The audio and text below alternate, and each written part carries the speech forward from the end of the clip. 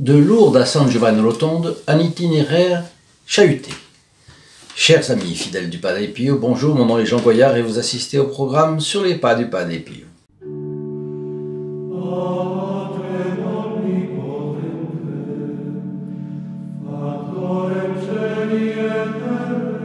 Eh bien, nous nous retrouvons avec joie autour de notre bon Padre Pio encore une fois.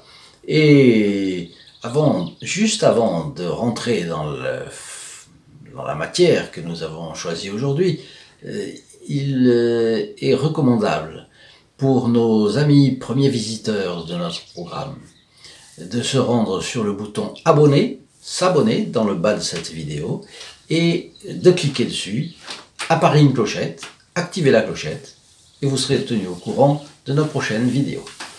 Ensuite, pour tous, dans le fond, dans le bas ici de cette vidéo, vous avez un lien, le lien saintpadrepio.fr. Rendez-vous-y, c'est gratuit, vous pourrez vous procurer d'un côté ces estampes du Padre Pio, vous pourrez vous inscrire à la messe, vous pourrez vous inscrire gratuitement à la messe dite le vendredi qui suivra votre inscription, c'est-à-dire peu importe la semaine de l'année où vous vous inscrivez, quand vous vous inscrivez, vous bénéficiez des mérites de la messe célébrée le vendredi qui suivra. Et puis vous avez également la page du groupe des protégés du Padre Pio. Et là, je vous incite vivement à vous y rendre et vous verrez que les membres du groupe des protégés du Padre Pio prient les uns pour les autres, se soutiennent et font un pas de plus, bien sûr, pour le Padre Pio. Ensuite, je vous incite beaucoup à partager cette vidéo parce que vous nous permettrez de toucher de plus en plus de monde. Donc, nous avons ici une jeune mère de famille qui a 2 enfants, mais qui vient de perdre son père et qui, par-dessus le marché, apprend que sa mère vient a la maladie d'Alzheimer. Et là, c'est une douleur, bien entendu, et c'est une douleur et une révolte qui va avec, dans ce cas-là. Donc elle se sent dans le pire moment de sa vie. Elle trouve qu'elle souffre trop, qu'elle est plongée dans l'obscurité, dans la sécheresse. Et un jour, en pleine rue, elle admoneste le Seigneur. Elle lui dit « Mais que vous voulez-vous de moi, comme ça? Vous voulez que je supporte tout, que je sois une sainte? Eh bien, je ne veux pas être une sainte. » Premier reniement. Pendant 2 ans, elle se tient éloignée de la religion. Elle qui était catholique, dans des milieux catholiques. Et certains essayent de la redresser, si on peut dire. Une catéchiste qui essaye d'insister sur ses bonnes qualités et qu'elle vienne à la messe, qu'il y ait un cours de doctrine, qu'on fasse un peu de quelque chose. Non, elle refuse. 2e reniement. Et après, un prêtre vient aussi essayer de la solliciter, lui demander son aide. Non, 3e reniement. Et finalement, on pourrait croire que cette dame-là va s'éloigner définitivement de l'Église.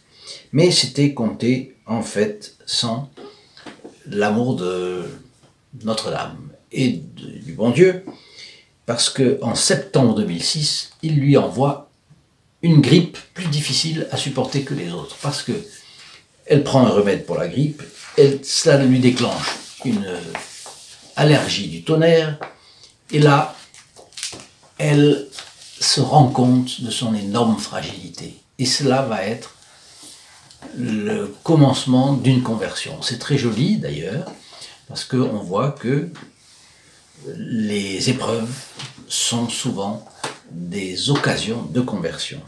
Et il ne faut pas donc avoir la haine de l'épreuve, n'est-ce pas? Bien, comme on aurait tendance à l'avoir.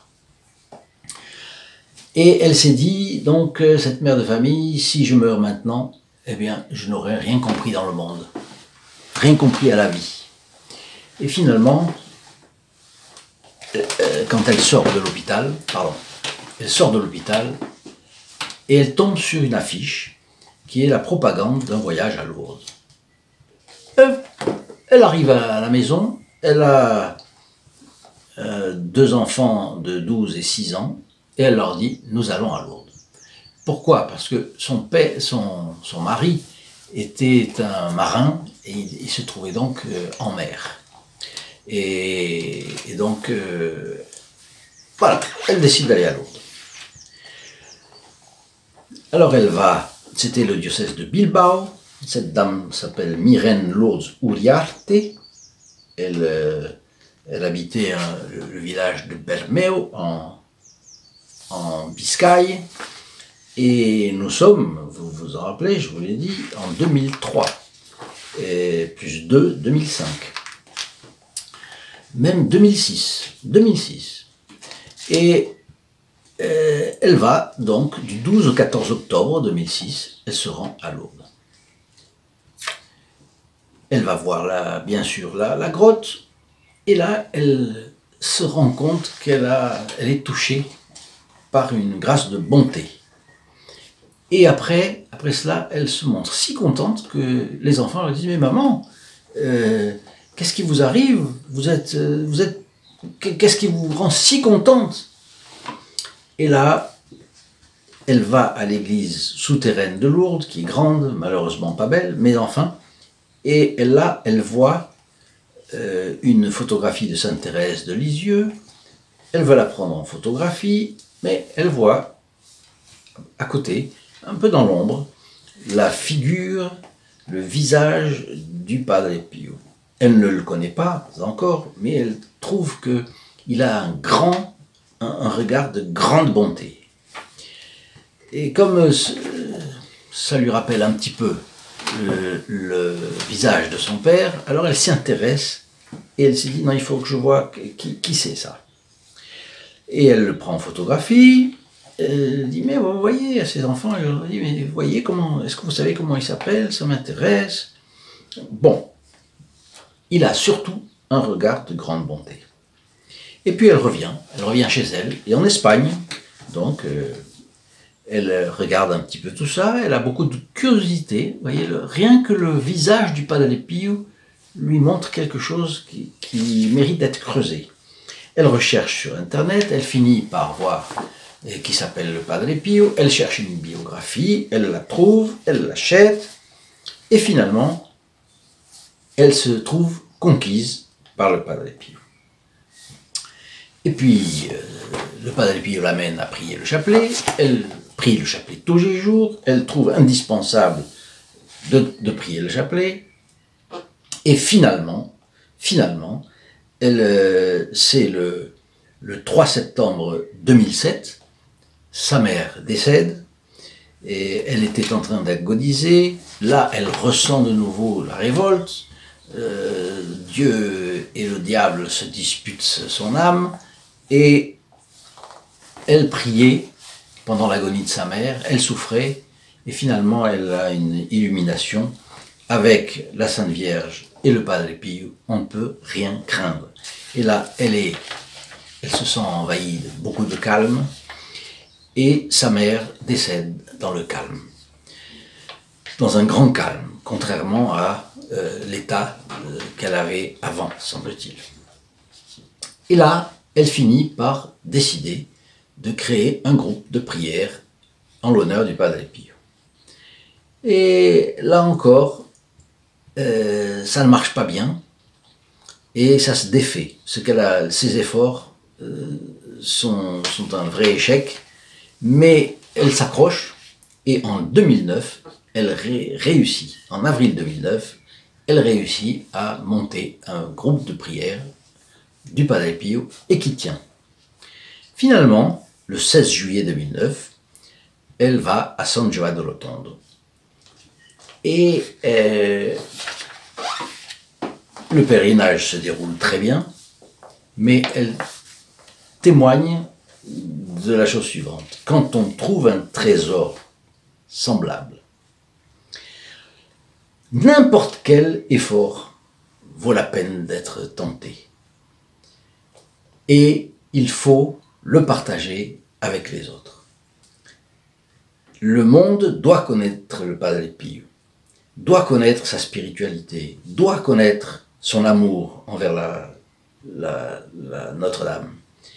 Et l'ange gardien est là, et nous avons des compagnons qui nous aident dans le combat. Donc, elle a l'enthousiasme de la convertie. Et cela, il faudrait que ceux qui ne sont pas convertis se convertissent. C'est-à-dire que tous les bons catholiques prennent au sérieux cela. Ils ne se rendent pas compte qu'ils ont un trésor et que quand on connaît le Padre Pio, c'est un vrai trésor. Et dans ces conditions, si on a un trésor, on ne le garde pas pour soi.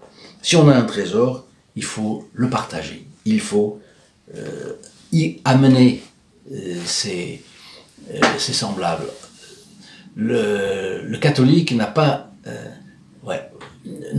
quand il tombe sur un trésor, ne va pas l'enfouir comme la parabole des talents. On enfouit son talent et on le garde pour soi. Non, il faut le faire rendre. Et faire rendre ses talents, c'est partager avec les autres, faire connaître le Padre Pio. Et vous voyez que je termine ce petit Fioretti. Cette dame, elle était en révolte. 3 fois, elle a renié, si on peut dire comme ça, le bon Dieu. Et elle a eu une maladie. Elle a compris sa fragilité immense. Et ensuite, elle a décidé d'aller à Lourdes. À Lourdes, elle a eu de grandes grâces de Notre-Dame. Et elle a compris qu'il fallait être beaucoup plus docile. Et puis sa mère est décédée, et donc elle a eu encore une tentation de révolte. Vous voyez que le diable profite de tout. Et il va profiter aussi de notre torpeur. Et il va faire en sorte que nous soyons moins dynamiques que ce que nous devrions être pour diffuser l'apostolat du Padre Pio. Eh bien, si vous voulez, j'y pense beaucoup, nous devons vraiment faire connaître cet apostolat du Padre Pio, nous devons le faire connaître, le partager à nos semblables. On n'a pas le droit de le garder, non. Et alors, ce que je voudrais vous inciter à faire, c'est donc à mettre votre like sur cette vidéo, à vous abonner si vous n'êtes pas encore abonné, à actionner la clochette pour être au courant de nos prochaines publications. Je vous incite à descendre dans cette vidéo et d'aller visiter notre site saintpadrepio.fr, de vous procurer l'image du Padre Pio, de la diffuser, de la mettre dans une bonne place dans votre appartement ou dans votre maison, que vous puissiez le regarder de temps en temps, retrouver la confiance qu'il inspirait à tous ceux qui avaient contact avec lui, et puis placer cette photographie chez le maximum de personnes, de votre famille pour commencer, le donner à un petit enfant, le donner à un adolescent pour empêcher qu'il s'écarte de la foi. Vous savez combien de gens s'écartent de la foi au moment de leur adolescence. Ensuite, essayez de faire de l'apostolat avec n'importe qui, avec tout le monde. Et puis, être zélé parce que nous avons un trésor et nous voulons le partager. Nous ne sommes pas des égoïstes qui nous enfermons sur le trésor que nous avons, mais nous avons un trésor et nous voulons le faire connaître. Ensuite, vous avez un espace pour les commentaires. N'hésitez pas à mettre vos commentaires, ça m'intéresse énormément, je les lirai et j'y répondrai dans la mesure où ce sera, il y aura quelque chose qui appellera une réponse. En tout cas, je vous souhaite donc une très bonne journée et je vous faites en sorte, mettez votre like à cette vidéo et partagez-la pour essayer d'amener quelqu'un de plus au Padre Pio. In nome del Padre, del Figliolo e dello Spirito Santo, e così sia. Sia lodato Gesù e Maria, e